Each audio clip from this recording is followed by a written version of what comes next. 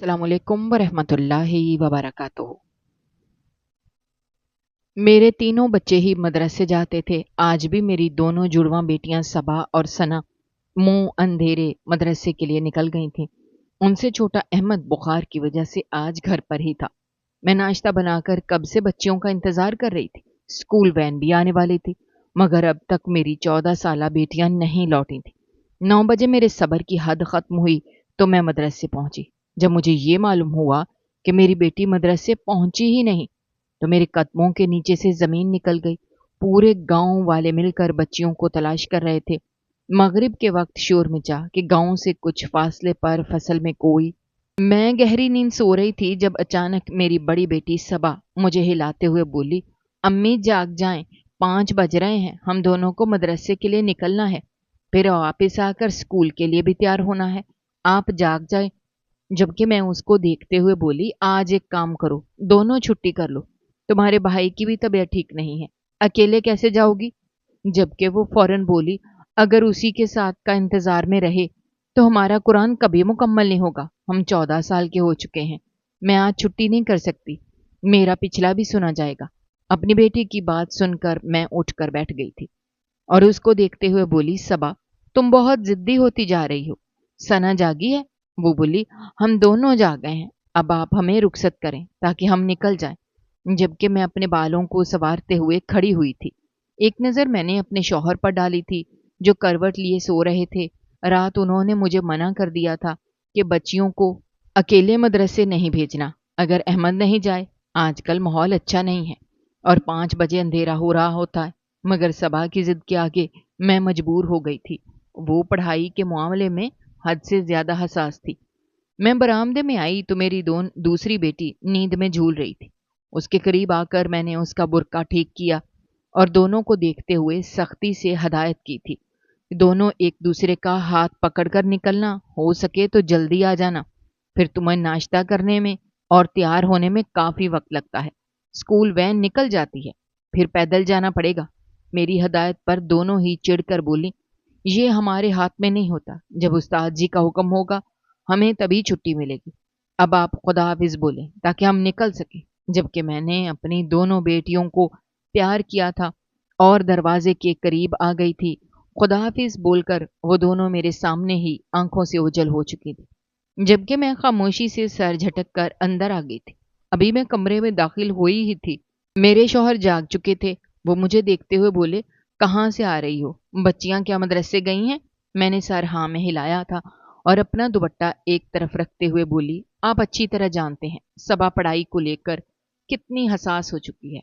उसका कहना है कि वो बहुत बड़ी हो गई है और मदरसे की पढ़ाई अभी तक मुकम्मल नहीं हुई, इसलिए छुट्टी नहीं करेगी। मैंने काफी बोला मगर वो सुनती कब है। सना भी उसका साथ दे रही थी, इसलिए दोनों बहनें चली गई हैं। वैसे भी रोज आती जाती हैं, अब आदत हो चुकी है। उस वक्त काफी बच्चियां अपने घरों से निकल रही होंगी, सब मिल जाएंगी। जबकि मेरे शौहर फौरन बोले, इस तरह ना जाने दिया करो, मैंने कितनी बार तुम्हें समझाया है, भाई का होना जरूरी है। भले वो कम उम्र है, उनसे छोटा है, मगर एक मर्द है, अपनी बहनों की हिफाजत कर लेगा। अपने शौहर की बात सुनकर मैं मुस्कुराई थी और खामोशी से लेट गई थी। जबकि मेरे शौहर बाहर की तरफ बढ़ते हुए बोले, मैं सोच रहा हूँ एक दफा देख आता हूँ मदरसे पहुंच गई हैं या नहीं। जबकि मैं बोली, अरे रहने दें, क्या हो गया आपको, आराम कर लें, रात भी आप कितनी देर से सोए थे। मेरी बात सुनकर मेरे शौहर वापस अपनी जगह पर बैठते हुए बोले, बेटियों के मामले में माँ बाप को थोड़ा मोहतात ही रहना चाहिए। खैर से दोनों 14 साल की हैं और खूबसूरत भी हैं, इसलिए मुझे बस परवाह होती है। जबकि मैं उनके कंधे पर हाथ रखते हुए बोली, आपसे ज्यादा परवाह मुझे है। मैं माँ हूं, लेकिन मुझे यकीन है हमारा गांव हर चीज से महफूज है। यहाँ पर कोई बहन बेटी तकलीफ में नहीं आती, और जो भी तकलीफ में आती है यहाँ के लोग उनकी हिफाजत खुद कर लेते हैं। आप आराम करें। मेरी बात सुनकर मेरे शौहर कई हद तक मुतमईन हो गए थे, इसलिए खामोशी से लेट गए थे, और कब हम दोनों मियाँ बीवी गहरी नींद में गए कुछ पता नहीं चला था। वक्त धीरे धीरे गुजरता जा रहा था। अलार्म की आवाज से मेरी आंख सुबह 7 बजे खुल गई थी। میں ہڑبڑا کر جاگی تھی اور فوراً اپنے بیٹے کے کمرے میں آئی تھی۔ میرا گھر چھوٹا تھا، لیکن میں نے بچوں کے کمرے الگ بنائے تھے تاکہ ہم سب کو تھوڑا سکون مل سکے۔ بچہ چھوٹا ہو یا بڑا، اسے کبھی نہ کبھی تنہائی چاہیے ہوتی ہے، اور میں اپنی اولاد کو فاصلہ دینے کی قائل ہوں۔ احمد گہری نیند سو رہا تھا۔ قریب آ کر میں نے اس کا ماتھا چھوا تو ابھی بھی تپ رہا تھا، یعنی بخار ٹوٹا نہیں تھا۔ میں اس کے پاس ہی بیٹھ گئی تھی اور اس کو دیکھتے ہوئے بولی، کیا ہو گیا ہے لڑکے تمہیں؟ بلا وجہ بیمار ہو گئے ہو۔ اب دیکھو، بہنیں بھی تمہاری ابھی تک نہیں آئیں، کب آئیں گی، کب تیار ہوں گی؟ ان لڑکیوں نے پریشان کر دیا ہے مجھے۔ گھڑی پر ایک نظر ڈال کر میں کچن میں آ گئی تھی۔ ارادہ جلدی جلدی ناشتہ بنانے کا تھا۔ صبح 5 بجے کی وہ بچیاں جاگی ہوئی تھیں اور پھر آتے ساتھ ہی جلدی جلدی تیار ہو کر سکول روانہ ہو جاتی تھیں۔ اگر ناشتہ وقت پر نہ ملے تو وہ بھوکی ہی چلی جاتی تھیں، اس لیے میں ہر چیز کا خیال رکھنا اپنا فرض سمجھتی تھی۔ اولاد کے لیے ماں باپ کو ہمیشہ ہی قربانی دینی ہوتی ہے، اور میں قربانی دینے سے پیچھے نہیں ہٹتی تھی۔ ناشتہ بناتے بناتے مجھے 7:45 ہو چکے تھے، مگر میری بیٹیوں کا نام و نشان نہیں تھا۔ میں پریشان ہو کر اب دروازے کے پاس آ کر کھڑی ہو گئی تھی۔ کچھ ہی دیر بعد وین آنے والی تھی اور یہ دونوں لڑکیاں ابھی تک نہیں آئی تھی۔ مجھے ٹینشن ہونا شروع ہو گئی تھی۔ وین والا بہت جلد باز انسان تھا۔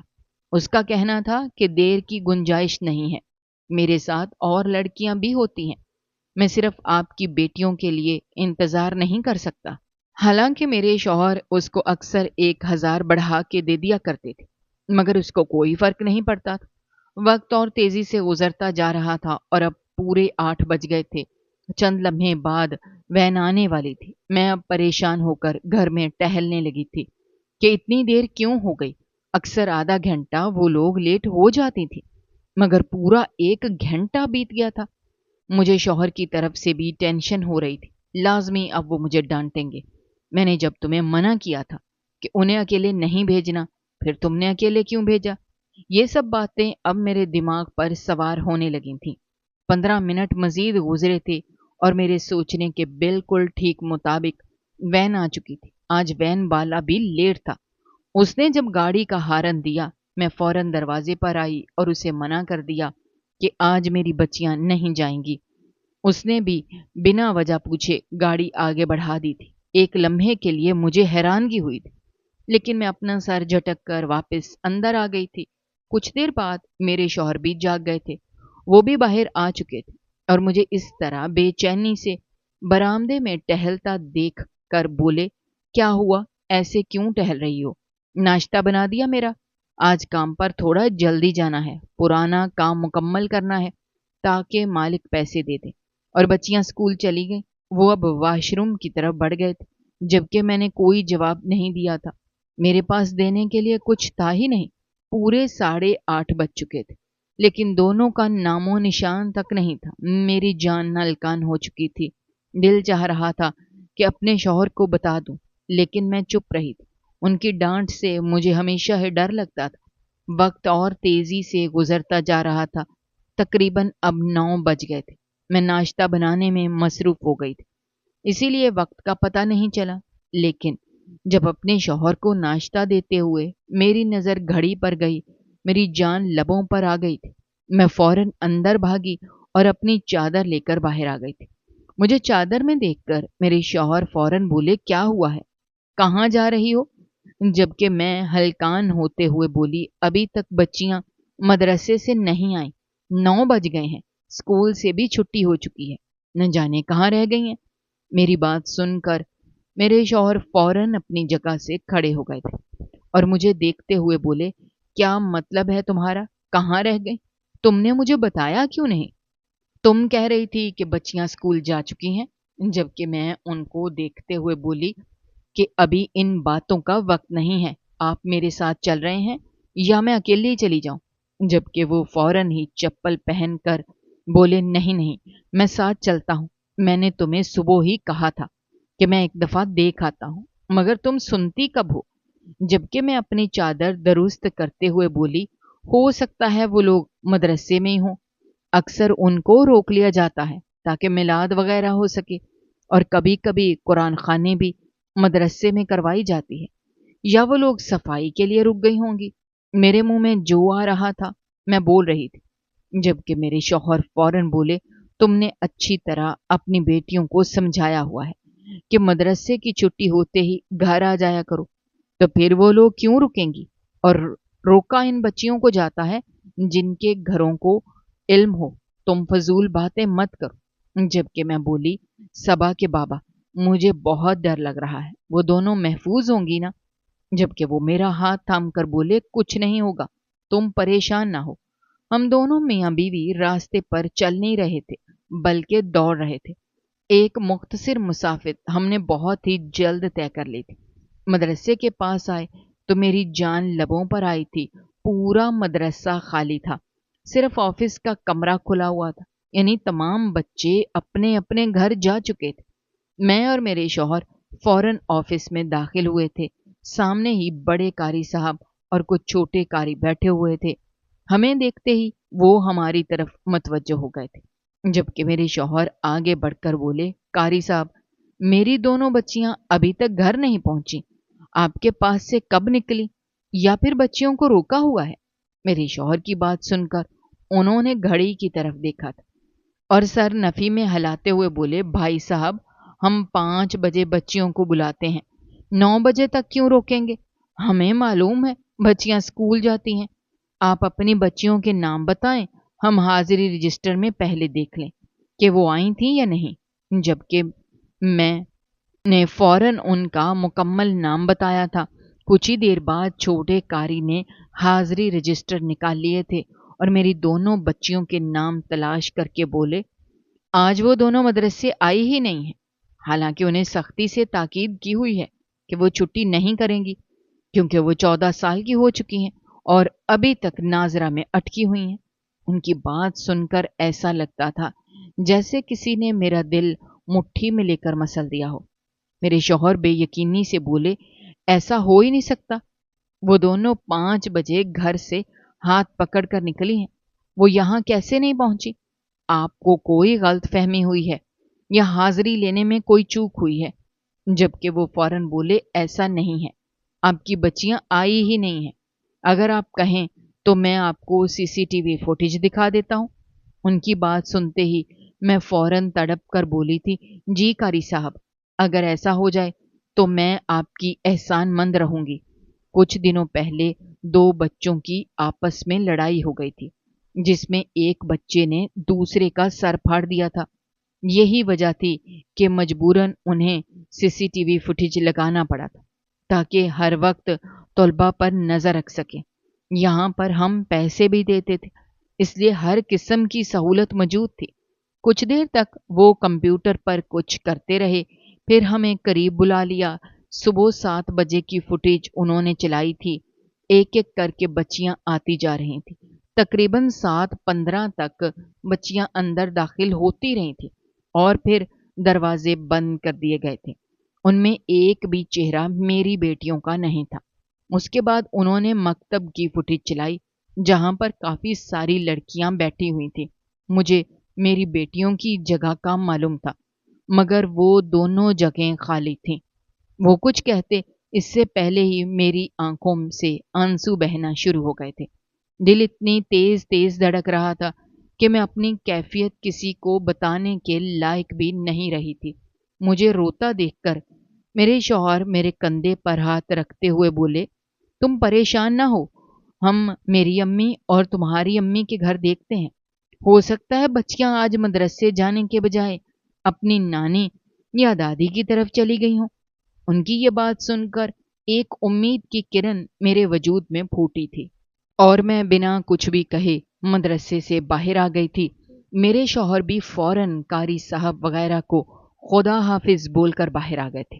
دل کی دھڑکن منتشر تھی۔ وہ میرا ہاتھ تھامے فوراً اپنی امی کی طرف بڑھے تھے، ساتھ ساتھ مجھے تاکید بھی کر رہے تھے کہ میں روؤں نہیں، رونے سے اب کچھ نہیں ہوگا، ہمیں ہمت کرنی ہوگی اور دعا کرنی ہوگی کہ ہماری بچیاں جہاں پر بھی ہوں محفوظ ہوں، ان کی عزتیں محفوظ ہوں۔ اور مجھے بس اسی بات کی پرواہ تھی۔ 14 سال کی وہ دونوں ہو چکی تھیں اور دونوں ہی بے حد خوبصورت تھیں۔ گاؤں میں 17 سال کی بچیوں کی شادی کروا دی جاتی تھی اور اس عمر سے لڑکیوں کے رشتے طے ہونا شروع ہو جاتے تھے۔ ایک مختصر مسافت طے کر کے ہم میری ساس کے گھر پہنچ گئے تھے۔ ہم دونوں میاں بیوی اندر داخل ہوئے تو اگلا لمحہ مزید پریشان کر دینے والا تھا۔ وہاں پر سب جاگے ہوئے تھے، لیکن ہماری بچیوں کا کوئی نام و نشان نہیں تھا۔ ان کا کہنا تھا کہ یہاں پر صبح صبح وہ کیوں آئیں گی، حالانکہ ہم تو اٹھتے ہی 9 بجے ہیں۔ ان کی بات بالکل درست تھی۔ یہ بات میرے دماغ میں مدرسے کے اندر نہیں آئی تھی۔ میری ساس مجھے بری طرح لتاڑتے ہوئے بولی، تمہیں اولاد کا کوئی ہوش ہی نہیں ہے؟ اگر تمہیں اپنی بچیوں کو صبح صبح روانہ کرنا تھا، ان کا بھائی بیمار تھا، تو تم پر لازم تھا کہ تم خود چھوڑ کر آتی، مگر نہیں، تمہیں نیند زیادہ ضروری تھی۔ ان کی بات سن کر مجھے اپنا آپ ختم ہوتا ہوا محسوس ہو رہا تھا۔ کہیں نہ کہیں وہ عورت بالکل ٹھیک بول رہی تھی۔ اگر میں اپنی نیند کو ترک کر دیتی تو آج میری بیٹیاں محفوظ ہاتھوں میں ہوتی، مگر مجھے میری نیند واقعی پیاری تھی، اس لیے انہیں دروازے سے ہی رخصت کر کے میں واپس اندر آ گئی تھی۔ میرے شوہر بھی جانا چاہ رہے تھے، لیکن میری کم عقلی کی وجہ سے آج ہم اس مصیبت میں پڑ چکے تھے۔ میری ساس مزید مجھے کچھ کہتی اس سے پہلے ہی میرے شوہر انہیں خاموش کرواتے ہوئے بولے، اماں پلیز، ابھی وہ بہت پریشان ہے، اس کی بیٹیاں لاپتہ ہیں، خدا را اپنی زبان کو آپ لگام دے۔ جبکہ میری ساس غصہ کرتے ہوئے بولی، میں کیوں چپ رہوں؟ اس عورت کی وجہ سے ہمارا خون لاپتہ ہے، خدا نخواستہ ان بچیوں کے ساتھ کچھ ہو گیا تو ہم کس کو منہ دکھائیں گے؟ ان کی بات سن کر مجھے مزید رونا آنا شروع ہو گیا تھا۔ خوف کے مارے میرا دل زور زور سے دھڑک رہا تھا، اور میں اپنے پروردگار سے بس ایک ہی دعا کر رہی تھی کہ اے میرے مالک، میری بیٹیاں جہاں پر بھی ہوں ان کی حفاظت کرنا، ان کی عزتوں کو محفوظ رکھنا۔ اگر انہیں کچھ ہو گیا تو ان کی پوری زندگی برباد ہو جائے گی۔ میرے شوہر میرا کندھا تھامتے ہوئے بولے، تم پریشان نہ ہو، ایسا کچھ نہیں ہوگا۔ کیا پتا ہمارے دلوں پر کیا گزر رہی ہے، ہم تمہاری امی کی طرف چلتے ہیں۔ میرے شوہر اپنی ماں کو بنا جواب دیے مجھے لیے باہر آ گئے تھے۔ میرا دل مزید بھاری ہو گیا تھا۔ وہ مجھے دیکھتے ہوئے بولے، کچھ بھی نہیں ہوگا، تم پریشان نہ ہو، مجھے پتا ہے تم نے نیند کی وجہ سے کچھ بھی نہیں کیا، نہ اس وجہ سے اپنی بیٹیوں کو اکیلے روانہ کیا تھا۔ وہ تو جاتی ہی رہتی ہیں، شاید اپنی کسی سہیلی کے پاس چلی گئی ہوں، یا پھر اب تمہاری امی ہیں، تمہاری بہنیں ہیں، کہیں بھی جا سکتی ہیں، ہو سکتا ہے اپنی پھپھو کی طرف چلی گئی ہوں۔ ابھی بہت گھر باقی ہیں، کسی نہ کسی گھر میں انہیں ہم ڈھونڈ ہی لیں گے، اور ان دونوں کا دماغ تو آج میں درست کروں گا۔ ان کی بات سن کر میری آنکھوں میں مزید آنسو بھر گئے تھے۔ میرے شوہر اپنے بیٹے سے زیادہ اپنی بیٹیوں سے محبت کرتے تھے۔ وہ دونوں جڑواں تھیں اور بے حد خوبصورت تھیں۔ ہم دونوں کچھ دیر بعد امی کے گھر پہنچ گئے تھے، مگر وہاں جا کر بھی ہمیں کچھ نہیں ملا تھا۔ میری ماں کی طبیعت بھی خراب تھی اور بھائی بھی کام پر نکل چکا تھا۔ صرف بھابھی ہی گھر پر ملی تھی۔ انہوں نے بھی ٹکا سا جواب دے دیا تھا کہ یہاں پر وہ کیوں آئیں گی، اور تمہیں اپنی بیٹیوں کا خیال رکھنا چاہیے تھا، بچیاں بڑی ہو رہی ہیں، اتنی صبح کے مدرسے میں لگایا ہی کیوں؟ اگر تم دوپہر کے مدرسے میں لگا دیتی تو آج یہ حادثہ نہ ہوتا، بچیاں روشنی روشنی میں جاتی اور روشنی میں پڑھ کر آ جاتی۔ بلا وجہ تم نے انہیں صبح کے مدرسے میں لگا دیا، اب نتیجہ دیکھ لو۔ میرے شوہر ان کو جواب دینا چاہتے تھے۔ میرے شوہر کو بالکل پسند نہیں تھا کہ کوئی میرے خلاف ایک لفظ بھی عطا کرے، مگر میں زبردستی ان کو کھینچ کر باہر لے آئی تھی۔ وہ مجھے دیکھتے ہوئے بولے، یہ طریقہ کار اچھا نہیں ہے، ان کے منہ میں جو آئے گا وہ بولتی چلی جائیں گی۔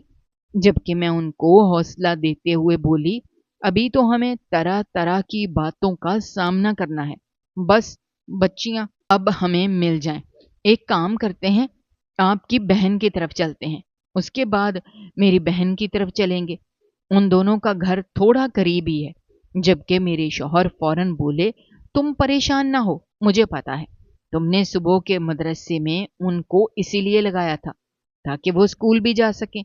دوپہر والے تمام اسکول گورنمنٹ ہیں، تم ٹینشن نہیں لو، ہم اپنی بیٹیوں کو تلاش کر لیں گے۔ میرے شوہر اتنی محبت سے بولے تھے کہ میں ایک بار پھر تڑپ کر رو پڑی تھی۔ شوہر کا ساتھ بیوی کے لیے ہمیشہ ہی سکون کی مانند ہوتا ہے۔ وہ مجھے دلاسا دیتے ہوئے بولے، رو مت پلیز، مجھے ٹینشن ہو رہی ہے، ابھی ہمیں رونا نہیں ہے، اپنی بچیوں کو تلاش کرنا ہے، چلو ہم چلتے ہیں۔ یہ کہتے ہی وہ میرا ہاتھ تھامے اپنی بہن کی طرف روانہ ہو گئے تھے۔ مجھے معلوم تھا اگر میری بچیاں میری گھر نند کے گھر پر بھی نہ ہوئیں تو بلا وجہ ہنگامہ شروع ہو جائے گا۔ وہ عورت ایسی ہے کہ اپنی زبان کسی قیمت پر بند نہیں رکھ سکتی۔ بچیوں کے معاملات میں وہ کافی حساس رہتی ہے۔ اس کی مجھ سے کبھی نہیں بنی، لیکن میری بیٹیوں کو وہ ٹوٹ کر چاہتی تھی۔ ایک مختصر مسافت طے کر کے ہم اس کے گھر پہنچ گئے تھے، لیکن وہاں جا کر بھی ہمیں کچھ حاصل نہیں ہوا تھا۔ الٹا بات اب پورے خاندان میں پھیلنا شروع ہو گئی تھی۔ میری بہن کے گھر بھی میری بچیاں نہیں تھیں، سب ہمیں آپس میں قریب قریب ہی رہتے تھے، اس لیے ان چند گھروں میں چانس تھا کہ میری بیٹیاں مل جاتی۔ مجھے اب ان کی دوستوں کے گھر اتنے خاص معلوم نہیں تھے۔ کچھ لڑکیوں کے معلوم تھے جن کے گھر ہم پہنچ گئے تھے، مگر میری بیٹیاں وہاں نہیں گئی تھیں۔ مجھے بہت رونا آ رہا تھا۔ زندگی اتنی مشکل ہو جائے گی میں نے سوچا بھی نہیں تھا۔ اس دوران ایک دفعہ میں نے گھر کا چکر بھی لگا لیا تھا، مگر وہاں بھی میری بیٹیاں نہیں پہنچی تھی۔ میں اب بیچ راستے میں بیٹھ کر دھاڑے مار مار کر رونے لگی تھی۔ مجھے بالکل کچھ سمجھ نہیں آ رہا تھا کہ یہ ہو کیا رہا ہے۔ میرے ہاتھ پاؤں ٹھنڈے پڑنا شروع ہو گئے تھے۔ اولاد انسان کی دنیا ہوتی ہے، اگر انہیں کچھ ہو جائے تو وہ بالکل بے بس ہو جاتے ہیں۔ میری بچیاں جوان تھیں، مجھے اصل پریشانی اس بات کی تھی کہ کچھ نہ کچھ گڑبڑ ضرور ہو چکی تھی، ورنہ اچانک وہ گاؤں سے جا کہاں سکتی تھی۔ اب دھیرے دھیرے بات پنچایت تک پہنچ گئی تھی، اور پھر گاؤں کے سردار نے اپنے کچھ آدمی پورے گاؤں میں پھیلا دیے تھے۔ میری بیٹیاں بہت اچھی تھیں، اکثر کسی نہ کسی محفل میں جا کر میلاد پڑھتی تھیں، جس کی وجہ سے وہ ہر جگہ مشہور تھیں۔ ان کے نام سے ہی سب انہیں جانتے تھے، اور جڑواں بھی تھیں، اس لیے سب کی نظروں میں زیادہ رہتی تھیں۔ وقت دھیرے دھیرے گزرتا جا رہا تھا۔ صبح 5 بجے کی نکلی، اب دوپہر کے 3 بج گئے تھے، مگر ان کا کوئی نام و نشان نہیں تھا۔ میری حالت بہت بری ہو چکی تھی۔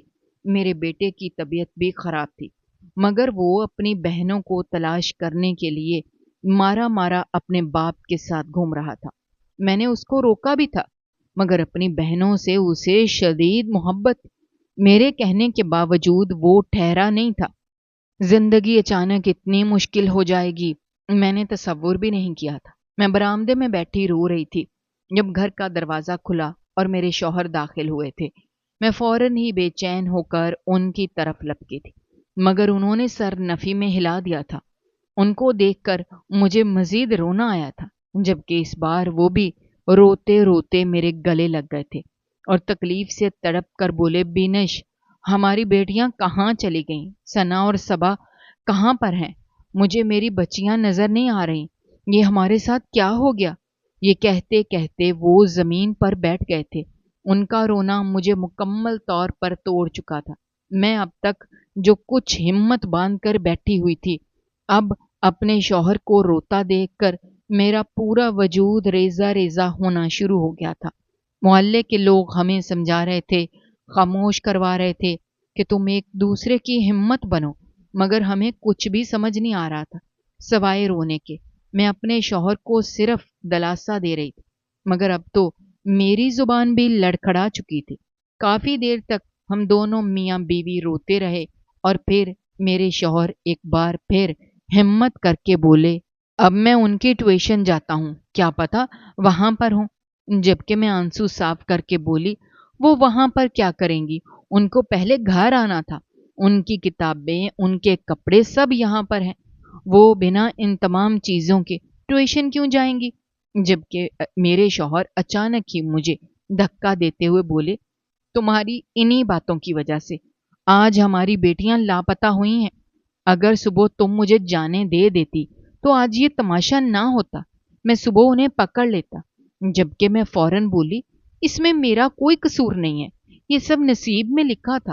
میں ابھی مزید کچھ کہتی اس سے پہلے ہی میرے شوہر نے میرے منہ پر ایک زوردار تھپڑ مارا تھا اور دیکھتے ہی دیکھتے مجھے بولے، یہ سب نصیب میں نہیں لکھا تھا، یہ سب تم نے اپنے ہاتھوں سے کروایا ہے۔ جب میں نے تمہیں منع کر دیا تھا کہ وہ اپنے بھائی کے بغیر نہیں جائیں گی تو پھر تم نے کیوں بھیجا؟ بولو، جواب دو۔ جبکہ میرا سر جھک چکا تھا۔ محلے کی عورتوں نے ہم دونوں کو الگ کیا تھا اور وہی میرے شوہر کو سمجھانے لگی تھیں کہ اس وقت تمہاری بیوی کو تمہاری ضرورت ہے، اس طرح ایک دوسرے کو الزام مت دو۔ وہ بھی ماں کبھی اپنی اولاد کا برا نہیں چاہے گی۔ ہم سب کو معلوم ہے تمہاری بیٹیاں پڑھائی کو لے کر کتنی حساس تھیں۔ یقیناً وہ لوگ زبردستی گئی ہوں گی، مگر میرے شوہر اپنے آنسو صاف کر کے بولے، وہ زبردستی کر رہی تھی تو یہ ان کی باتوں میں آئی کیوں؟ یہ ماں تھی، یا پھر وہ دونوں اس کی ماں ہیں۔ آج آنٹی آپ نتیجہ دیکھ لیں، بچیاں کہیں نہیں مل رہی، زمانہ کتنا خراب ہے۔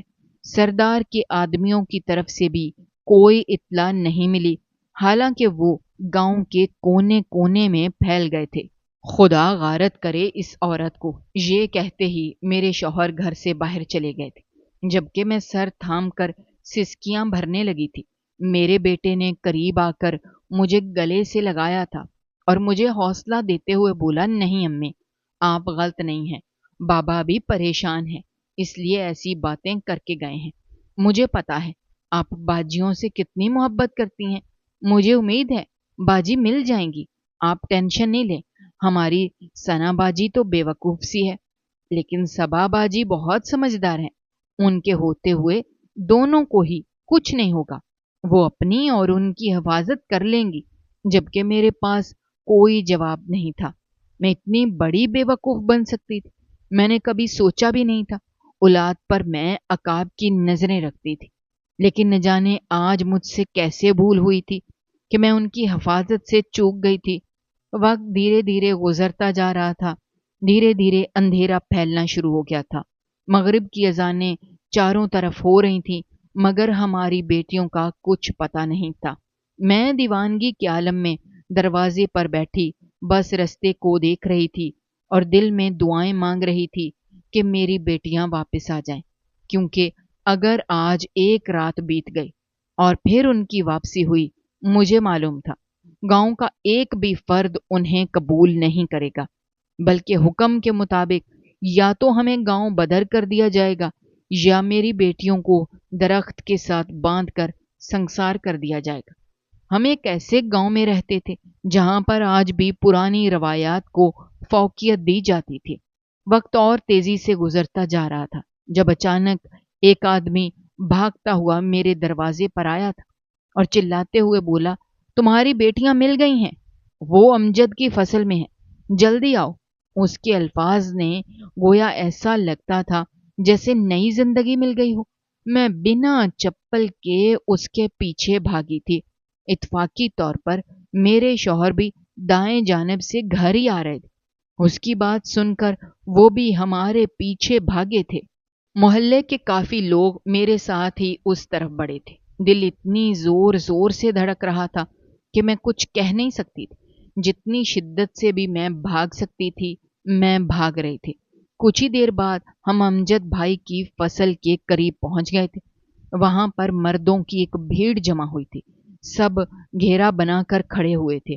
مجھے بالکل سمجھ نہیں آ رہا تھا کہ یہ ماجرا کیا ہے۔ اگر میری بیٹیاں مل گئی ہیں تو ان کو گھیرے میں کیوں جمع کیا ہوا ہے؟ میں فوراً ہی مجمع چیر کر آگے بڑھی تھی اور اگلا لمحہ میری جان نکال چکا تھا۔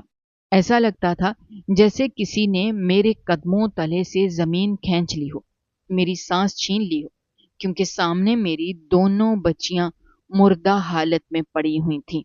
ان کے چہرے پر سفید کفن تھا۔ میں بالکل نڈھال ہو کر ان کے پاس گر گئی تھی۔ سفید کپڑے سے ان کے ہاتھ باہر نکل رہے تھے جو خون میں لت پت تھے۔ میرے شوہر بھی آ گئے تھے اور اپنی بیٹیوں کو اس حالت میں دیکھ کر وہ بھی زمین پر بے جان ہو کر گرے تھے۔ کچھ دیر تک ماحول بالکل سناٹے میں تھا اور پھر میرے شوہر ہمت کر کے آگے بڑھے تھے۔ میں یکٹک صرف ان دونوں کو دیکھ رہی تھی۔ میری آنکھوں میں ایک آنسو نہیں نکل رہا۔ میرے شوہر نے جب کانپتے ہاتھوں سے ان کے چہرے پر ڈھانپا ہوا کپڑا ہٹایا، اگلا لمحہ پورا مجمع چیخ پڑا تھا۔ پورا چہرہ میری دونوں بیٹیوں کا تباہ کر دیا گیا تھا۔ انہیں اس طرح سے نوچا گیا تھا کہ انہیں دیکھ کر میرے اپنے رونگٹے کھڑے ہو گئے تھے۔ گلے پر جس طرح کے نشان تھے اور چہرے کو جس طرح سے برباد کیا گیا تھا، صاف معلوم ہو چکا تھا کہ ان کے ساتھ کس طرح کی درندگی کی گئی ہے۔ ان کے کپڑے، ان کے جسم پر نشانات، میرے شوہر نے فوراً ہی ان کی سانسیں دیکھی تھیں، مگر ہم لیٹ ہو چکے تھے اور ان دونوں کو ختم کر دیا گیا تھا۔ جیسے لگتا تھا جیسے کسی نے میرے اندر سے جان نکال کر مجھے ایک خالی وجود کر دیا ہو۔ میرے شوہر اپنی بچیوں کی میت کے پاس چیخ چیخ کر رو رہے تھے۔ گاؤں کی ہر آنکھ نم تھی، جبکہ میری آنکھوں میں ایک آنسو نہیں تھے، نہ میرے منہ سے آواز نکل رہی تھی۔ میں بس خاموشی سے ان دونوں کو دیکھ رہی تھی۔ آج صبح میں نے ان کے ماتھے پر پیار کیا تھا، انہیں اللہ حافظ کہا تھا۔ مجھے اب سمجھ آیا تھا کہ میری بیٹیوں نے مجھے جگایا کیوں تھا۔ شاید آخری بار وہ اپنی ماں سے ملنا چاہتی تھی، ورنہ عموماً جب وہ تینوں مدرسے جاتے تھے تو بنا خدا حافظ کے ہی چلے جاتے تھے، مگر آج کا دن کچھ الگ تھا۔ تھوڑی دیر بعد وہاں موجود مردوں نے شور کر دیا تھا کہ اب انہیں مردہ خانے بھیجنا چاہیے تاکہ ان کا غسل وغیرہ ہو اور رات میں ہی ان کو دفنا دیا جائے، کیونکہ ان کی حالت ٹھیک نہیں ہے۔ جبکہ میں اس بارے میں کچھ بھی نہیں بولی تھی۔ میری ساس، میری نند، میری بہن، میری ماں سب پہنچ گئے تھے۔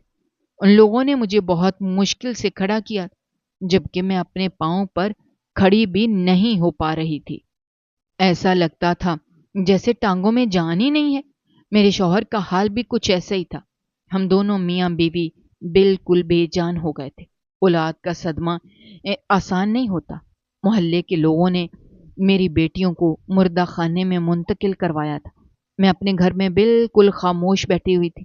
کچھ عورتیں مجھے جھنجھوڑ رہی تھیں، مجھے تاکید کر رہی تھیں کہ میں رو لوں، لیکن میں کچھ نہیں بولی تھی، بس چپ چاپ بیٹھی ہوئی تھی۔ شاید جتنا میں نے رونا تھا، میں نے ان کی گمشدگی پر رو لیا تھا۔ میرے ذہن گمان میں بھی نہیں تھا کہ میری بچیاں مر جائیں گی۔ ہاں، یہ ضرور تھا کہ ان کی عزت پامال ہو سکتی ہے، مگر یہ ہرگز نہیں تھا کہ درندے انہیں ختم کر دیں گے اور اتنی اذیت ناک موت دیں گے۔ گاؤں کے سردار، ان کی بیوی اور ان کا پورا خاندان میرے گھر آیا ہوا تھا۔ مجھے سب دلاسا دے رہے تھے۔ سردار کی بیوی مجھے ہمت دے رہی تھی کہ حوصلہ کرو، اس طرح ہاتھ چھوڑ کر مت بیٹھو، مگر میرے پاس کوئی جواب نہیں تھا۔ بالکل چپ ہو کر میں بس ایک غیر مرئی نقطے کو گھورے جا رہی تھی۔ میرے بیٹے کا بخار شاید اپنی بہن کے صدمے سے اتر گیا تھا۔ وہ بھی بالکل چپ چاپ بیٹھا ہوا تھا۔ اس کے بھی ذہن گمان میں نہیں تھا کہ اس کی بہنوں کے ساتھ ایسا حادثہ ہو جائے گا۔ کچھ ہی دیر بعد آوازیں آنے لگیں کہ جنازے کو گھر لے جایا جا رہا ہے، جبکہ میں اپنی آنکھیں بند کر کے بیٹھ گئی۔ کانوں کو بھی میں نے سختی سے بند کر لیا تھا۔ دل کی دھڑکنیں اتنی منتشر تھیں کہ میں کسی کو کچھ نہیں بول پا رہی تھی۔ آنکھوں میں ہلکی سی نمی بھی نہیں تھی۔ کچھ ہی دیر بعد دونوں جنازے میرے گھر کے برآمدے میں رکھے ہوئے تھے۔ صبح جہاں میری بیٹیاں کھڑی ہوئی مجھ سے ضد کر رہی تھیں کہ ہمیں مدرسے جانا ہے، آج وہی جنازے تھے۔ اپنی بیٹیوں کو سفید کفن میں دیکھ کر اب میں تکلیف سے تڑپ اٹھی تھی اور ایسا بلک کر روئی تھی کہ پورا گاؤں میری تکلیف میں رو پڑا تھا۔ میں چیخ چیخ کر بولی تھی، خدا غارت کرے ان درندوں کو، میں کسی ایک کو بھی نہیں چھوڑوں گی، سب کو زندہ زمین میں گاڑ دوں گی۔ میری بچیوں جاگ جاؤ، تمہاری ماں تڑپ رہی ہے، میں مر جاؤں گی، جاگو۔ مگر ان دونوں میں سے کوئی نہیں اٹھتا، کیونکہ وہ دونوں مجھے ہمیشہ ہمیشہ کے لیے چھوڑ کر اس دنیا سے پرواز کر گئی تھیں۔ کچھ دیر تک میں ان کو جھنجھوڑتی رہی تھی، روتی رہی تھی، اور پھر میرے شوہر نے آ کر مجھے حوصلہ دیا تھا۔ دوپہر کے وقت جس طرح انہوں نے مجھے دھتکارا تھا، اب اس سے بڑھ کر مجھے اپنے سینے سے لگا کر حوصلہ دے رہے تھے، مگر میری آنکھوں سے آنسو رکنے کا نام ہی نہیں لے رہے تھے۔ صدمہ اتنا بڑا تھا کہ میں اپنی کیفیت کسی کو بیان نہیں کر سکتی تھی۔ کچھ ہی دیر بعد ان کا جنازہ کندھوں پر اٹھا لیا گیا تھا اور کلمہ شہادت کی آواز بلند کر کے دونوں کو قبرستان کی طرف لے گئے تھے، جبکہ میں اتنی بری طرح بگڑ گئی تھی کہ عورتوں نے مجھے بڑی مشکل سے سنبھالا تھا۔ وقت کا پہیہ نہ کبھی رکا ہے نہ کبھی رک سکے گا۔ میری بچیوں کو دفنا دیا گیا تھا، وہ پھول جو ابھی کھلنے تھے اور کھلنے سے پہلے ہی مرجھا دیے گئے تھے، لیکن دل میں جو نفرت کی آگ میرے اندر جنم لے چکی تھی، میں نے سوچ لیا تھا کہ ان درندوں کو تلاش کروں گی، ان کو اپنے ہاتھوں سے ختم کروں گی، تبھی جا کر مجھے سکون ملے گا۔ میرے شوہر نے مجھے بہت حوصلہ دیا، ہر وقت وہ میرے پاس رہتے تھے، مجھے سنبھالتے رہتے تھے کہ اس طرح رو مت، اللہ نے ہمیں ابھی بیٹے سے نوازا ہوا ہے، ہم اس کی پرورش کریں گے، اب ہمیں اسے دیکھنا ہے۔ اور یہ بات طے تھی۔ بیٹیوں کے غم میں اپنے بیٹے کو نہیں بھولی تھی، میں نے اسے ہر وقت اپنے سینے سے لگا کر رکھا تھا، اس کا کھانا، اس کے کپڑے، ہر چیز کا خیال رکھا تھا۔ میں اپنی دو اولادوں کی وجہ سے اب اپنی ایک اولاد کو تباہ ہونے کے لیے نہیں چھوڑ سکتی تھی۔ آج معمول کا دن تھا، صبح ہی میرے شوہر مجھے اچھی طرح سمجھا کر کام پر چلے گئے تھے کہ اب ہمیں حوصلہ کرنا ہے۔ میری بچیوں کو اس دنیا سے گئے ہوئے پورا 1 مہینہ بیت گیا تھا، اب مزید وہ چھٹی نہیں کر سکتے تھے۔ ابھی مجھے کچھ ہی دیر گزری تھی جب اچانک گھر کا دروازہ بجا تھا۔ میرے بیٹے نے دروازہ کھولا تو سامنے ایک عورت کھڑی ہوئی تھی، وہ اسے اندر لے آیا۔ میں نے آج تک اس عورت کو نہیں دیکھا تھا، وہ میرے قریب ہی بیٹھ گئی تھی۔ میں کچھ کہتی اس سے پہلے ہی وہ بولی، میں اسی گاؤں کی ہوں، بہت افسوس ہوا جو تمہاری بیٹیوں کے ساتھ ہوا، خدا تمہیں صبر عطا کرے۔ لیکن یہ تو ہونا ہی تھا، مکافات عمل ہر انسان کی زندگی میں ہوتا ہے۔ ان کی بات سن کر میں نے حیرت سے دیکھا تھا، مجھے لگا شاید تعزیت کرنے کے لیے آئی ہے، مگر اس کی بات سے مجھے شدید جھٹکا لگا تھا۔ وہ مزید بولی، تمہیں پتہ ہے تمہاری بیٹیاں مری، اس بات کا مجھے بے حد افسوس ہے، لیکن جو ان کے ساتھ ہوا اس کی بے حد خوشی ہے۔ مجھے اللہ کے نظام پر بڑا فخر محسوس ہو رہا ہے، بہت سکون محسوس ہو رہا ہے۔ اس نے میری بد دعاؤں کو رائیگاں نہیں جانے دیا، کیونکہ میری بد دعائیں ناجائز نہیں تھیں، جائز بد دعا لازمی لگتی ہے۔ وہ عورت مزید کچھ کہتی اس سے پہلے ہی میں بولی، آپ کو پتا ہے آپ بول کیا رہی ہیں، آپ کو اندازہ بھی ہے؟ جبکہ وہ عورت ہنستے ہوئے بولی، مجھے اندازہ بھی ہے اور مجھے پتا بھی ہے۔ تمہیں پتا ہے یہ جو تمہاری حالت ہے اس سے کئی گنا بدتر حالت میری تھی۔ تمہارے تو 3 بچے تھے، میری تو صرف ایک بیٹی تھی، وہ بھی صرف 10 سال کی۔ عورت کے چہرے پر جو مسکراہٹ تھی وہ میرا کلیجہ نوچ رہی تھی۔ وہ مزید کچھ کہتی اس سے پہلے ہی میں بولی، وہ رہا دروازہ، اب تم یہاں سے جاؤ، الٹی باتیں کر کے میرا دماغ خراب کرنے کی ضرورت نہیں ہے، نہ میں تمہیں جانتی ہوں اور نہ میں تم سے بات کرنے کا ارادہ رکھتی۔ یہ کہتے ہی میں اپنے کمرے میں جانے لگی تھی جب اچانک اس نے میرا ہاتھ تھام لیا اور مجھے دیکھتے ہوئے بولی، جاننا نہیں چاہو گی تمہارے ساتھ یہ سب ہوا کیوں اور تمہارے ساتھ یہ سب کس نے کیا؟ اس کی بات سن کر میں وہیں تھم گئی تھی اور اس عورت کو غور سے دیکھنے لگی تھی، جبکہ وہ عورت مجھے دیکھتے ہوئے مزید بولی، تمہاری بیٹیوں کے ساتھ جو ہوا ہے اس کو مکافات عمل کہتے ہیں، جو تم دنیا میں کرو گے وہی تمہارے آگے آئے گا، یہ ہے مکافات عمل۔ میں نے اپنا انصاف اللہ پر چھوڑا تھا اور اس پاک پروردگار نے مجھے بہترین انصاف سے نوازا ہے۔ جب دنیا کی ہر عدالت نے مجھے ٹھکرا دیا تھا تب میں جائے نماز پر گری تھی اور اپنے اللہ سے کہا تھا کہ مجھے انصاف دو، اور آج مجھے انصاف ملا۔ جب تم چیخ چیخ کر رو رہی تھی، تمہارا شوہر تڑپ رہا تھا، تمہیں پتا ہے تم لوگوں سے کچھ فاصلے پر کھڑی میں مسکرا رہی تھی، تمہاری بربادی کو دیکھ کر میں قہقہا لگا رہی تھی۔ جس رات تمہاری بیٹیوں کو دفن کیا گیا اس رات میں نے جشن منایا۔ یہ کہتے ہی اس عورت کی آنکھوں سے آنسو بہنا شروع ہو گئے تھے۔ وہ نم آواز میں بولی، میری بیٹی کو بھی इसी तरह नोचा गया था। और पता है उसको तबाह किसने किया था? तुम्हारे शौहर ने। उसने मेरी बेटी की जिंदगी तबाह की थी, सिर्फ एक 10 साल की बच्ची की, जो सिर्फ उससे मदद मांग रही थी कि मेरी माँ बीमार है और उसे अस्पताल ले चलो। मगर उस दरिंदे ने मेरी आंखों के सामने मेरे ही घर में दाखिल होकर मेरी बेटी की इज्जत को पामाल किया था।